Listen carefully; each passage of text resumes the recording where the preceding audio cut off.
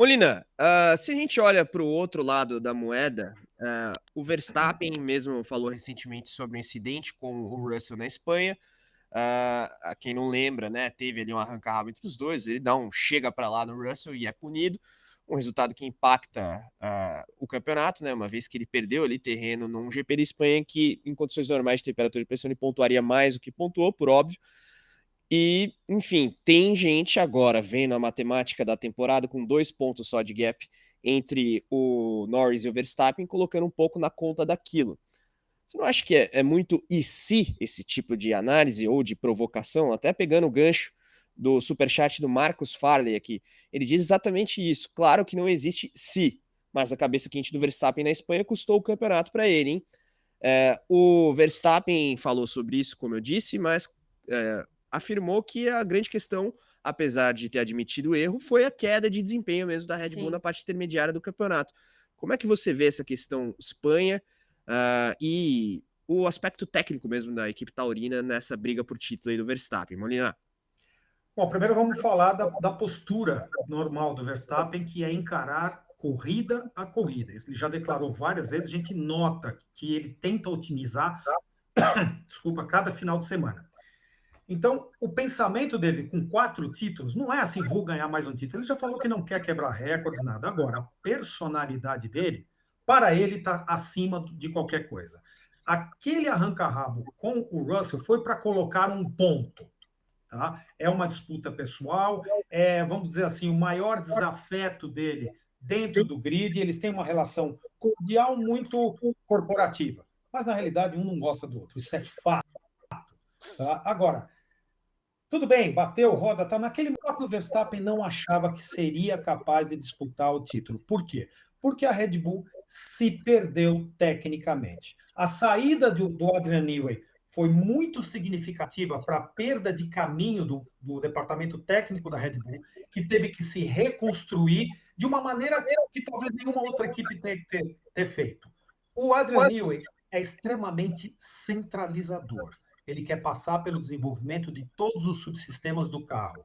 A Red Bull teve que dividir o trabalho e construir um departamento técnico muito mais moderno, como é o da McLaren, e que por isso demora um pouco para agitar a língua com que cada responsável de subsistema fala com os outros. Então demorou um pouco, mas na minha opinião, eles recobraram o caminho muito rapidamente. Some-se a isso a saída do Christian Horner, a chegada do Lohan McKee. Então, a Red Bull passou por uma reestruturação muito forte. E enquanto ela estava se reestruturando, o Verstappen carregou o time nas costas e conseguiu levar de um cara que não acreditava que poderia disputar o título, de uma hora para outra ele passou a estar extremamente motivado. Eu acho assim, muito tênue você dizer, por causa da Espanha ele perdeu o título. Não, a situação, o pano de fundo é muito mais complexo do que isso.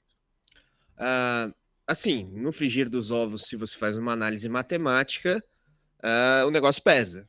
O resultado dele na Espanha, se puder até confirmar a posição final com a aplicação da penalidade, décimo, ele não seria décimo nem a pau naquela corrida. Mas a disputa com o Russell não era posição de pódio, era, sei lá, quarto, quinto lugar. Mas aí você faz a extrapolação dos pontos, realmente faz diferença. Da mesma maneira que a ultrapassagem do Norris sobre o Andrea Kimi Antonelli no GP do Qatar faz diferença. A ordem de equipe na Itália.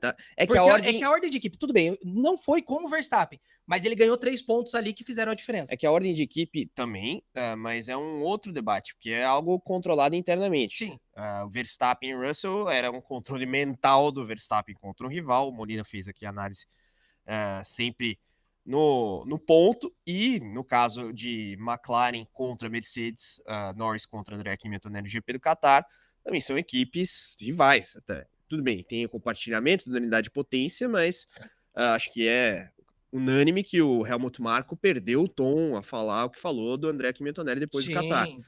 Aí você tem o incidente de Monza, a ordem de equipe, tudo bem, mas se você olhar na lupa, vai ter um monte de coisa ali que você pode argumentar, perdeu ponto aqui, perdeu ponto ali. Próprio Norris no Canadá, se você falar, se o Norris não tivesse feito o que fez o Canadá, ele não teria zerado. Ele também bate na classificação da Arábia Saudita. Você tem a sprint de Miami, que a vitória seria do Piastri, que lembra, foi uma sprint que teve chuva, pista molhada, e todo mundo entrou para trocar de pneu no final, e o Piastri vai para primeiro, tem um safety car, e a vitória cai no colo do Norris. Tem vários detalhes nesse campeonato, é um campeonato de realmente pequenos detalhes, é que alguns são mais gritantes do que outros.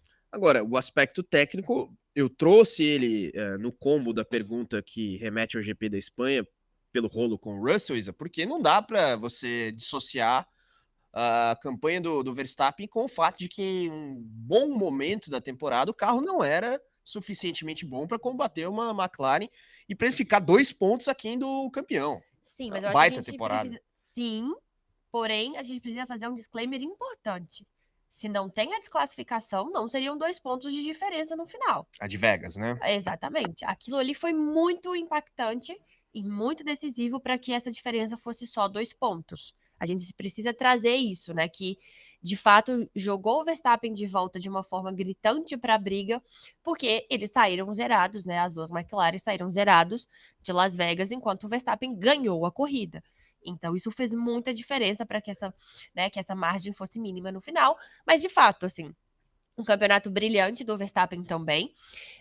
Acho que se falasse para ele ali, depois de 3 corridas do início da temporada, que ele ia chegar na última, podendo ter chances matemáticas de ser campeão, acho que ele não acreditaria, por tudo como foi ali aquele começo, né, aquela primeira metade de temporada para a Red Bull, para ele, as dificuldades com o carro, todo aquele cenário que a gente viu o Verstappen tenso, a gente viu o Verstappen bravo, a gente viu o Verstappen tentando fazer com que a equipe encontrasse o que estava acontecendo, e a gente tem uma segunda metade de campeonato muito diferente.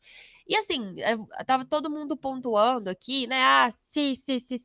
Acho que os cis valem para os 3. Os 3 tiveram cis que, se não tivessem feito ou deixado de fazer coisas, teriam somado mais pontos. Então, no final, acho que juntou tudo, né? O fato do carro do Verstappen, no começo do ano, na verdade, não ter sido um carro competitivo para poder conseguir frear aquela primeira metade de temporada muito dominante da McLaren. E aí, tanto Norris quanto o próprio Piastri, porque eu lembro que nos primeiros programas aqui a gente sempre falava: quem você acha que vai ganhar? Olha, vão ter 2 McLarens no pódio. Quem vai ser, a gente ainda não sabe. Então era assim, né? Só que aí vem essa grande virada ali na segunda metade. E o próprio Verstappen destaca isso no rádio, né? Ele tá muito feliz. A Red Bull tem que sair muito orgulhosa do que eles fizeram nessa segunda metade, porque ninguém imaginava que isso ia acontecer.